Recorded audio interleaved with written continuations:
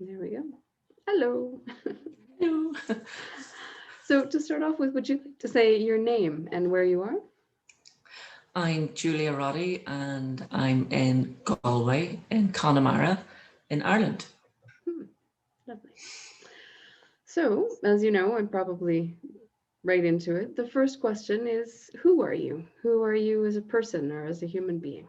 And that can be, Who am I? values, passions, qualities, whatever you'd like. Yeah. Yeah, that's an interesting question already, Heather, is who am I? I am a gestaltist. I am, firstly, I suppose, I'm a mother of 4 young men. And that would be my core part of who I am, because that's the piece of me that seems to mean the most in this world. Um, I am from Belfast. I grew up during the Troubles in Belfast. So I grew up in a war and came to live in Galway when I was 29, and that was in 2005. So I've been here ever since. I'm just aware that I've told my age, but that's okay. uh, so before I came to Galway, I studied fine art, and I survived as an artist and a filmmaker. I worked on and off in different companies or independently, and primarily my love was for paint. I loved paint, and that was what I survived. But it was difficult to survive as an artist in Belfast. But when I came to Galway, I found it, there was even less galleries here, so it was difficult here. So I became an educator. I became a lecturer quite early on, and studied screenwriting because I had an interest in writing. And I lectured for 20 years in the GMIT here. And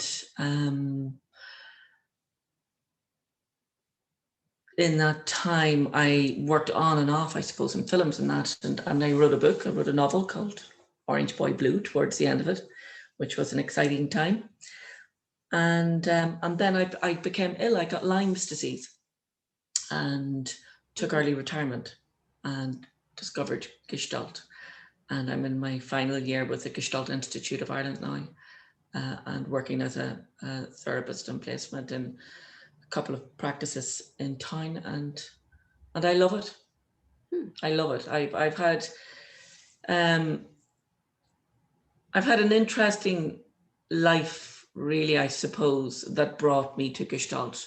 My first child, Peter, was hit by a car when he was 6 years old, and he was severely brain damaged. And that was, obviously a very difficult experience. And it's interesting. I just recently read a wonderful book by Susan Roos called Chronic Sorrow. And it's about a living loss.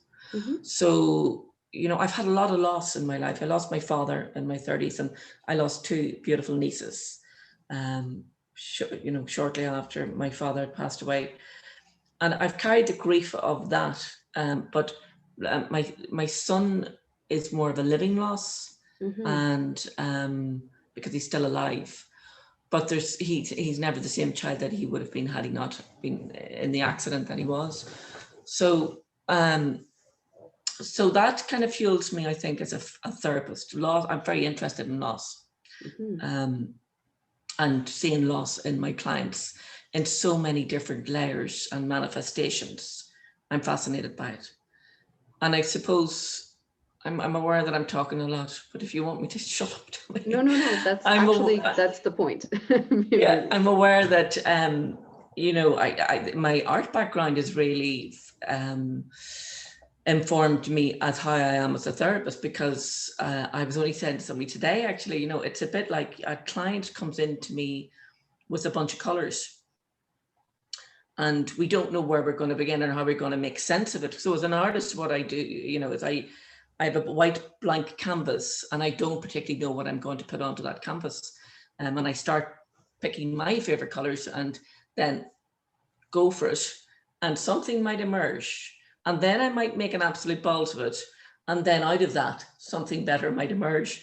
And I really relate to that almost in the therapy room, except for the bit of might make a balls of it. Although that's, but the difference with therapy is that we are painting a picture together.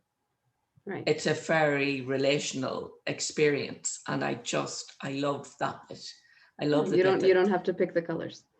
I don't have to pick the colors. They can bring them in and we can paint a picture together. And I don't know how we're going to make sense of that picture or how long it'll take. There might be a few bits of scraping before we see bits of color coming out, but I feel that I've been blessed to have the creative background to bring to my role as a therapist. I think it helps. Yeah, that's definitely one of my favorite Gestalt books, is The Creative Process from Zinker. Yeah, I love his book. Yeah. So about yourself as a person, would you say that, I mean, these are some of your passions and some of the things you do, but would you say that there's a particular value that you sort of orient yourself around? I feel that because of growing up in Belfast, and I was kind of interesting because we've had this conversation, and I've thought really a lot about it since, even just the little piece that we had, because I was growing up with division. So Catholics lived in one area, Protestants lived in another. Catholics went to one school, Protestants lived in another. And so there's this constant force on us to kind of live in a divided society. Although I always had this longing to belong to both. And I feel a lot of my peers felt the same. So we always had this struggle for wanting to, wanting peace and wanting to live together as one. So there's that I'm really interested in, and division and whether it's gender.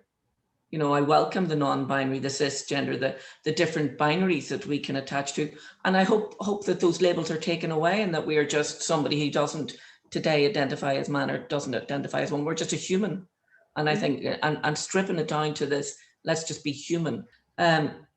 So as a person, I believe that my background, my historical background of growing up in a war has really raised my awareness around division and belonging. I'm really interested in my clients' desire to belong. And also the loss that I've experienced has informed me with that people's sense of loss in themselves and how they want to fit in or how they want to belong with that sense of loss or that absence within themselves. And that brings me to, I suppose, I really like the postmodern Gestalt of Franceschetti and Spagnolia Lobb and Lynn Jacobs. So, Franceschetti would and Spagnolia Lobb would look at the individual, unique person that comes in and encourage us to see everyone as a unique individual. And I believe that there's something really important in that in seeing how a person has creatively adjusted, perhaps, and how the beauty that's in that. And it's a bit like I'm from Northern Ireland, and a lot of people, I suppose, would perceive Northern Ireland people as tough, thugs. I mean, people have joked, have you got a balaclava, Julian? Do you have a Kalashnikov? And it's interesting because my view of Northern Irish people is that they achieved peace. And it took them a long time to find peace, but they worked really hard at it. And never has anybody come up and identified me as a peacemaker and said, oh, you're from Northern Ireland. You're the people who make peace. So I'm interested in perception, I suppose, how we perceive and how I'm perceived. And that's why I feel it's really important to see individuals uniquely in their own experience. So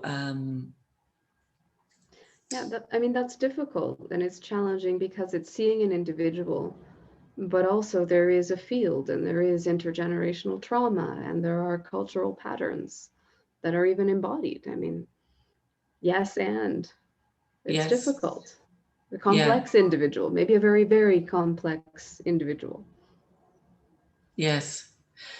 Yes, there is. You see, Partlet talks about that kind of, the field environment being, I think it's organizational contemporaneity and then he goes on to singularity, where he's talking about the individual. But of course, in the organization, there is this cultural, class, structural place that we come from, like say Northern Ireland, where, we've all experienced trauma. It's a very traumatized field. But yet everybody's experience of that is quite unique. And it depends on how your parents have shaped you, I suppose, what you grew up with and your individual experience within that, in that traumatic field, and or your sense of loss within that, in your traumatic field. So I like what Robin says about the field having to be perceptual and psychological, and for us to think on those terms of it being more, I suppose it's bringing it back down to the uniqueness of the individual on how they perceive their field.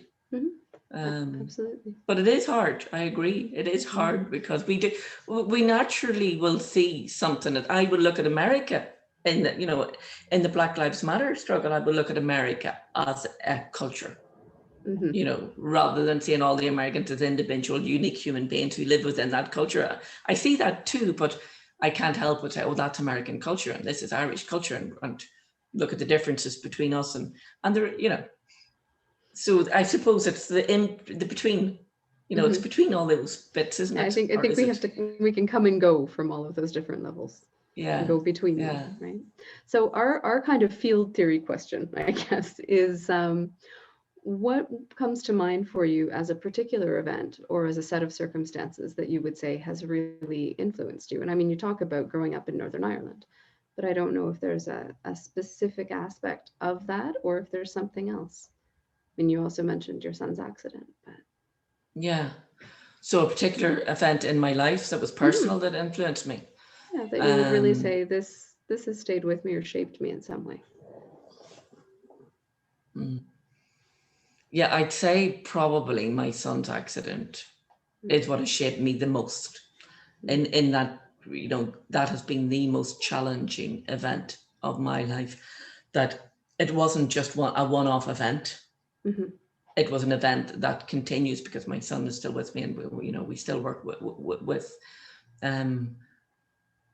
and it continues to educate. I often see my son Peter as a Buddha. He's my big Buddha, because he makes me laugh a lot as well. He really educates me. So he's challenged me a lot. And I suppose the field that surrounded us at the mum and son had a huge impact on me as well, because Peter was, he was treated with the DSM-5 of being medicated, and I believe incorrectly medicated. And psychiatrists struggled really hard to find out how to treat him and how to medicate him. But even in that's been a huge challenge for us to get a balance, to get support for Peter that works to improve his quality of life. So in terms of it defining me,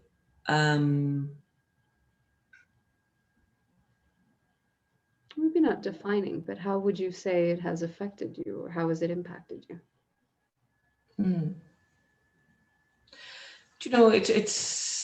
It's been a very lonely journey, because I find that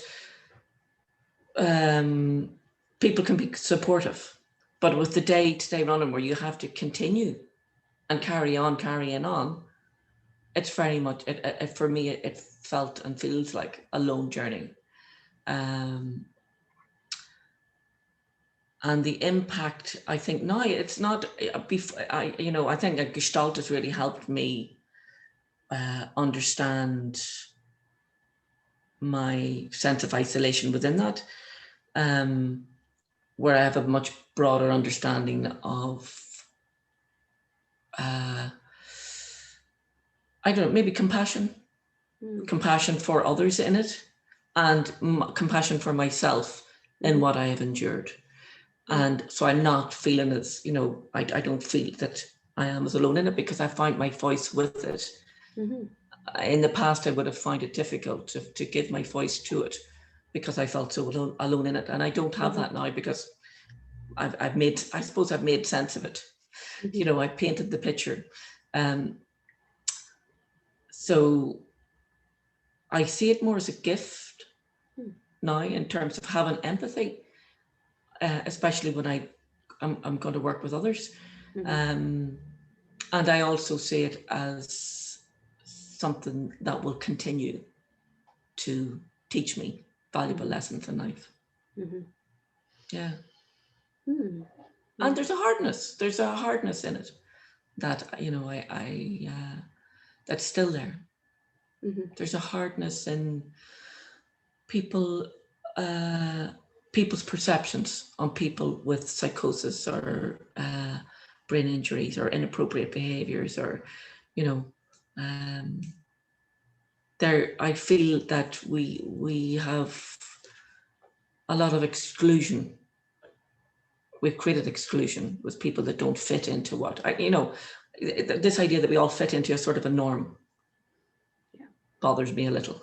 I can imagine.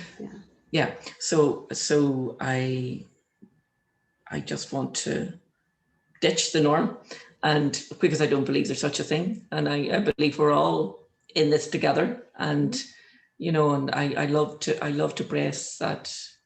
embrace the idea of inclusion and belonging, I suppose, in whatever shape or form we are.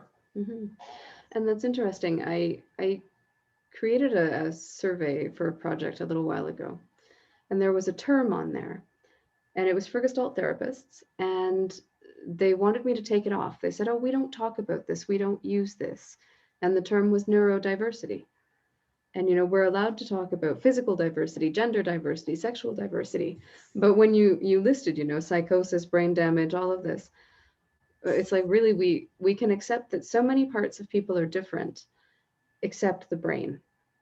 We have to have cognitive structure be intact. And it's one of the most normalizing parts that is so difficult to deal with. And I'm glad that you named that. It's very frightening. It's a very frightening feeling not to be of sound mind. And I experienced with Lyme that it was becoming neurological. And luckily I was treated in Germany, and that sorted me out. But, I think what you're saying is really important. The neuro, it's always kind of referred to as neuroscience. But, there's so many people that fit into that category of neurodiversity, whether it's through, being on the spectrum. And there's so many, if we talk of, autism, Asperger's, ADHD, ADD, I don't know half of them, but there are so many conditions that fit in that, where is neurodiversity, and what are we doing? Why are we not having the conversation? Our therapy is very definitely neurotypicals for neurotypicals. And we can identify so many things except that. It's that's really so interesting. Yeah. Okay. So another question for you is on all of this sort of path of your life, who would you say that you've run into who has had a significant influence on you? Another person who has touched your life somehow? And maybe it's your children, I don't know, but maybe there's another human being out there somewhere.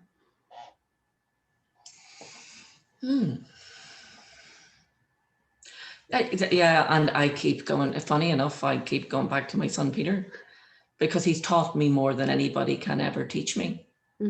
So, I've met wonderful people. I just feel so blessed that I have met so many wonderful people. I have really lovely friends who have stayed with me. And my husband, You know, I'm married 22 years, and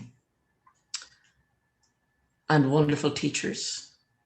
I've had lots of lovely, you know, I've been really lucky with my teachers because, you know, education's been a big part of my life. I started off studying fine art, and Mark Ainsworth was one of my teachers there. He was an abstract painter, and he had such an impact at a young age. And when I went on to do film and television, I had a great teacher, Patsy Murphy, who had a big impact and is a really good friend. And the teachers I have at the moment in the Gestalt Institute of Ireland, I would honestly put my hand at my heart and say they're all friends. You know, so I've been touched by really good mentors, and also really good personal friends and family. You know, yeah. Okay, well, this is probably the last more personal question, and not everyone really wants to speak to this, but I'm curious how you would describe your experience of yourself within your gender, or as a woman, or in Oh your yeah. femininity. No, I love this topic. Because it's only recently that I've just went, yeah, I'm non-binary, and I'm so comfortable in my non-binariness. And it was such relief to kind of go, phew, I don't have to be a woman. I don't have to be, I can be non-binary. I can be a mix of both, either or, on whatever day I choose. I feel very threatened by the image of femininity out there with, you know, the false eyelashes, the fake, well, very much an Irish cultural, you know, if you go to a wedding in Ireland, it's fake tan, eyelashes out to here. As my mother once described, eyelashes like yard brushes, and fitting into that mold. And I've never fitted into that mold. You know, I've never really been able to walk in high heels unless I dance tango. And I'm very comfortable with males. And funny, I have 4 sons, and I've also 4 brothers and 4 sisters. But, you know, so there was always that struggle with me of feeling inadequate because I didn't fit into that, you know, the ladies' club. And now I'm really comfortable going, no, I don't. I'm quite comfortable in not having to now. So, you know, I think strip away these genders, strip away all our labels. You know, I'm one for just accepting us who we are in the here, definitely in the here now, because that might change. I might feel more feminine next week and want to be more like a woman, but I might actually want to put my wellies and me, you know, I grew up as more of a tomboy girl, and you know, I'm into my gardening and I'm into my outdoor pursuits and fishing, and you know, I'm more clued into boyish things, and that comes from having four young boys as well. So I imagine they draw you in a bit. Yeah, to that world. Yeah, and I'm comfortable in that world, very comfortable in that world. I think I dread to think what would have happened if they'd have given me 4 girls. I don't know. I don't imagine that there would necessarily have been a whole bunch of false eyelashes, even if there were more women. No. But who knows? I might have been going, Mom, please give me high heels, and I'm like, yeah. So no, I like the conversation around gender, because I feel it in Ireland in particularly, it's been, you know, women have been, you know, when it comes to feminism, I was born a feminist, but I don't particularly, you know, again, you know, with the whole Me Too campaign, I feel it was really important to have these conversations around sexual assault, sexual inappropriate, you know, inappropriate behavior. And, but I also, I'm aware of a possible division between an us and them. And I fear that a lot, that we stay in between, and see what we can get from that.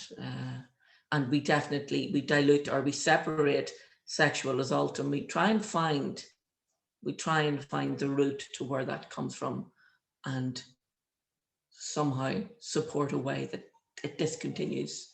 But we have to be very careful that we don't put all men into either this, you know.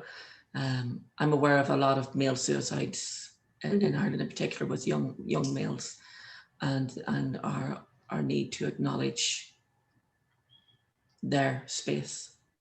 Mm-hmm. Mm. Yeah. When you talk about division and polarizing with the Me Too movement, something that I was always aware when I started seeing these, the hashtags and the identification, I saw the polarizing around men, women, and I'm very aware of the violence within the same-sex partnerships, that then is kind of made invisible in that sense. I mean, men do things to men as well, and women definitely do things to women as well. Yeah. So yeah, Yeah. we've had conversations before where I kind of resist, the taking off all of the labels, and I like to keep some things. But Yeah. I'm going with this today. I'm going with the Yeah. But I agree with you. I think at the moment we need the labels. I think to make sense, we need them. Yeah, some of the larger problems are very clearly marked, but there's subtleties. Yeah. There's subtle. We can Yeah. get into the subtleties, later, if we're able to stop the war, basically. Yeah. Okay. So I'm also wondering, and this is something that's just come up. This is not a normal question that I would ask. And you don't have to talk about it if you don't want to, but it was one of the first things you said, that you grew up in war. And I've just been hearing, we've got about 150 interviews up there. And I think we've at some level touched on just about every armed conflict in humanity in the past century by this point. Either, the people we've interviewed, their families, their parents. And in a sampling of 150 individuals. So I've started to wonder what your experience, want to talk about that at all. Not, telling all of the stories, but just what it was like for you as a person to have come from that. A huge impact on my identity. I was a Catholic living in a predominant Protestant area. So I was, I would have been teased. People would have thrown stones at me, spat at you, or, so there was always that threat of you were in danger simply because you were a Catholic. And so I lived in a lot of fear as a child with it, or soldiers pointing guns at you as you walked up the street from early childhood, and you would have heard bombs gone off or gunshots at night, or and my direct family would have been directly affected, and in many sad, there was my grandfather's brother's family were all shot dead, very simply because they were Catholic businessmen living in Northern Ireland. They were successful businessmen, but because they were Catholic, it didn't go down well. And it's interesting because I choose. We've never had a television in this house because I don't want my children hearing the news. Yeah, so it affected my sense of who I was. Yeah, in terms of identity, because I lived in fear of who I was, just simply being by who I was. Mm-hmm. And as a result, I'm not a Catholic anymore. I don't identify as I suppose I saw organized religion as for a destructive force, because of what I grew up in. Although I'm quite a spiritual person, and I do believe that religion has a role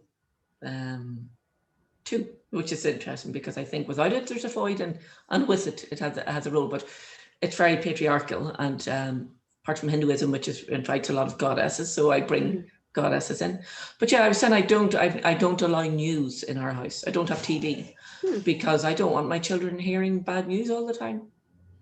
So that was the choice I had, and seeing them grow up in an environment where we live beside the sea, surrounded by 4 acres of beautiful, we have 4 acres around our home, and they catch frogs and go fishing, and to see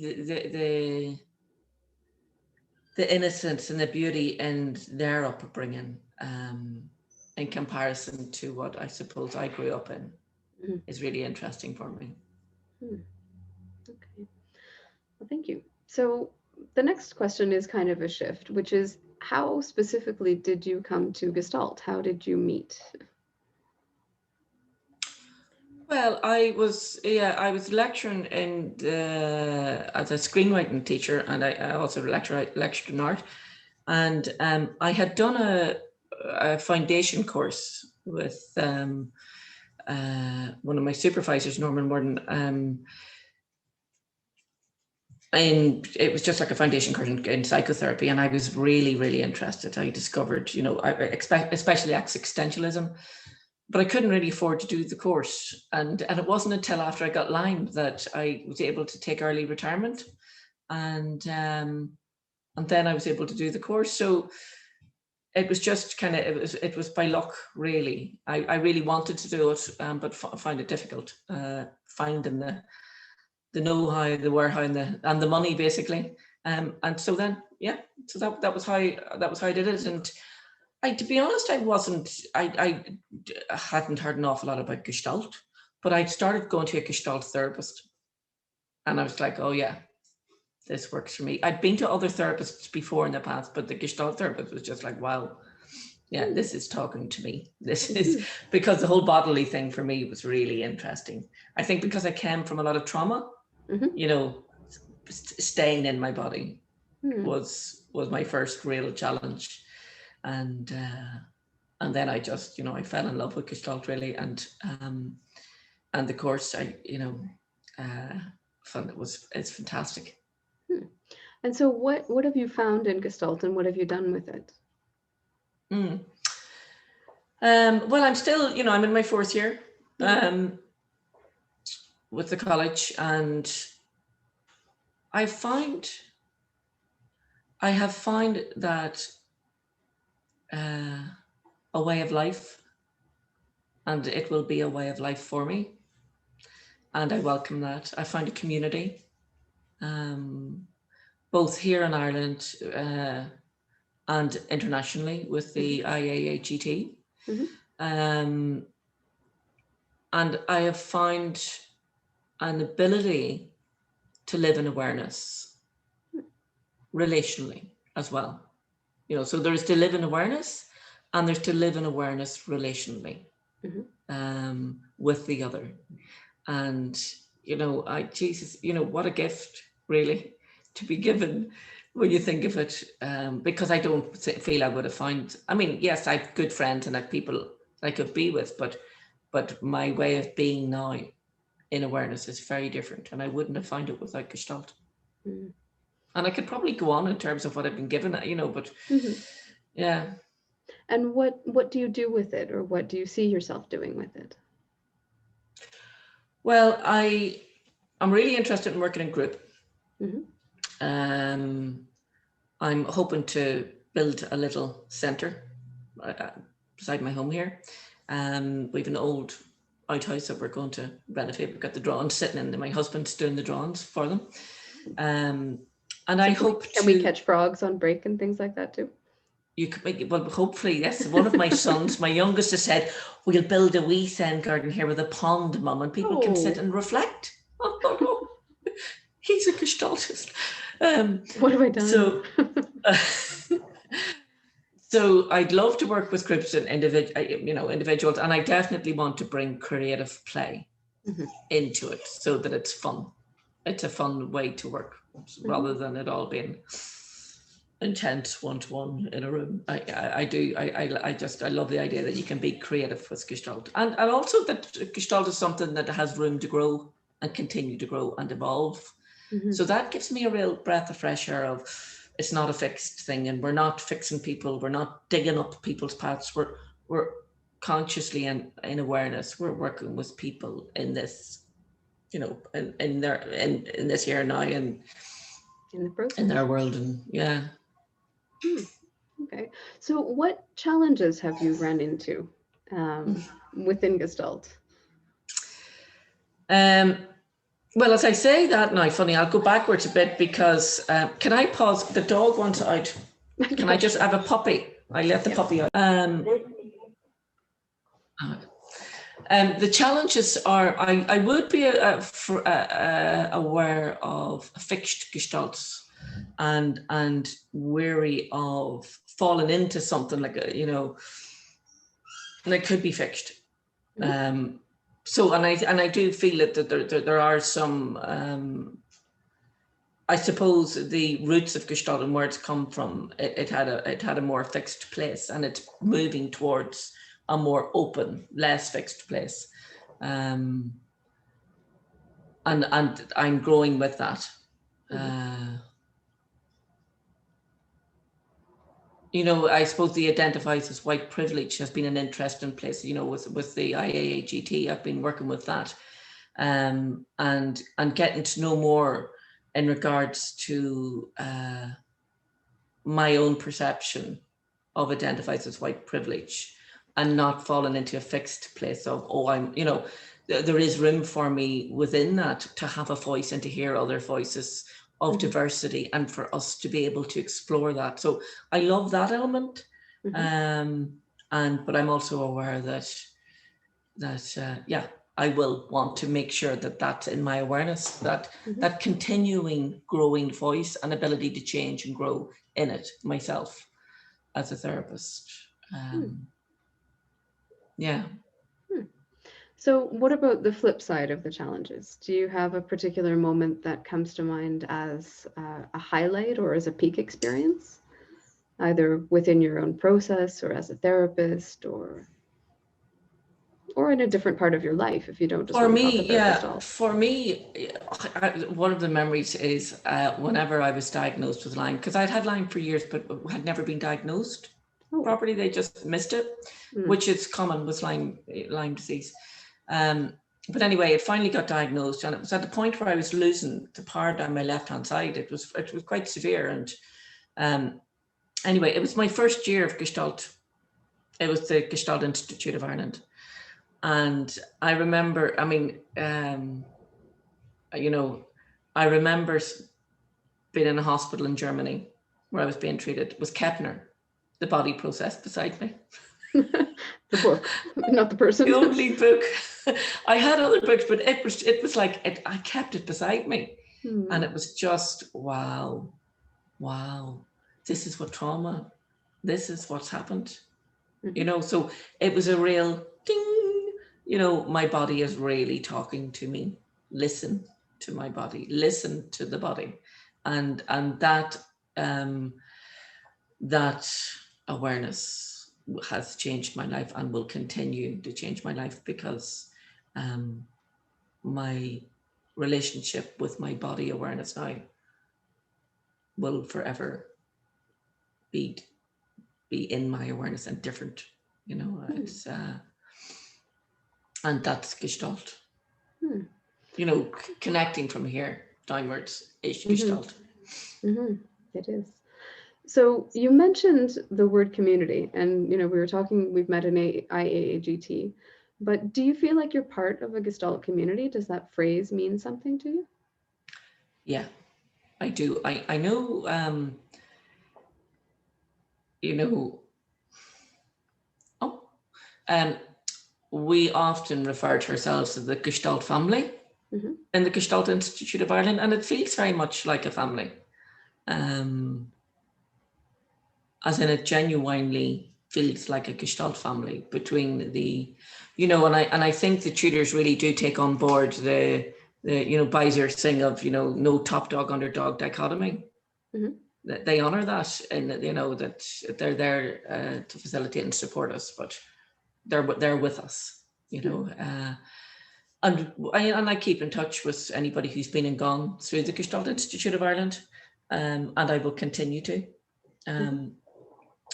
And I feel with the IAAGT a very similar feeling of it's the extended family, sort of, you know.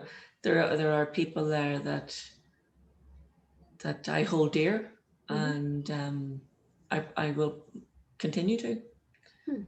So I do believe it's a community, and you know, we've joked, some people from the outside might see it as a cult, but I don't see it that way. I feel that it's a supportive ground to work in mental health, and that we have created a lot of ground, and we have a lot of literature behind us that to work from individually as Gestaltists or together as Gestaltists that can really help support us in it. And we have, something like this, Heather, Humans of Gestalt, where, you're saying, I got fed up organizing big events and I couldn't see anybody, but so I decided I want to talk to, even something like this where I can really, meet you. Because we've been on the identified as white privileged groups and the other anti-racist groups that I've got a glimpse, but I haven't really. So, there's a uniqueness in how we are with each other in the Gestalt community. We tell each other how we really are. Yeah, I think we're coming full circle back to that uniqueness of the individual. And when you said cult, I just went, Gestalt could never be a cult. We value differentiation too much. Yeah. I don't think we could get into that much confluence. There's such debate. No. There's such difference sometimes. Yeah. Well, interesting. And I guess really the last thing you may already have answered is kind of where you see Gestalt going in the future. What particular aspects you think might be its growing edge? I feel Gestalt is going to become more influential in the wider world, not only in the mental health industry I call it, but the mental health industry, and but also in terms of businesses and teamwork and getting people to work together, because Gestalt stands out as a sort of a relational way to work. I think it's going to seep in to many avenues of our environment, and I believe it will be taken much more seriously in our health system because of the richness of the body of literature that we have behind us, and the effort that people in Gestalt have put in to keep us afloat. Our Frances Eddies and our Jon Tefts and Lynn Jacobs, they've written really solid bodies of work that will support us being taken seriously within our health environment. So I'm very positive in regard to where Gestalt is going to go. I think it'll be, taken. It'll be respected. It will be respected. I like that. I like the sounds of that. So I hope so. Is there anything else that you would like to add at this point? Nah, I suppose I'd just like to say thank you to you. And I like that, I like how we met. And, we had a small difference of opinion that has really fueled how I think. And that's the richness of Gestalt, is something that I can bring something to you and you can bring something to me, and we can chew on the bits that are in between, and then we go away with a new awareness, and for me, that's the richness in Gestalt. So I'd like to thank you, I suppose, for seeing that and inviting me to come on and talk to you. No, thank you. I mean, it was the difference that I was like, oh, well, now I'm interested in more of that. I want to know, where you're coming from and what this means. So yeah, thank you for being here. And I've really enjoyed having this talk. So if it's okay with you, we'll leave the recording here for now. Brilliant. Okay.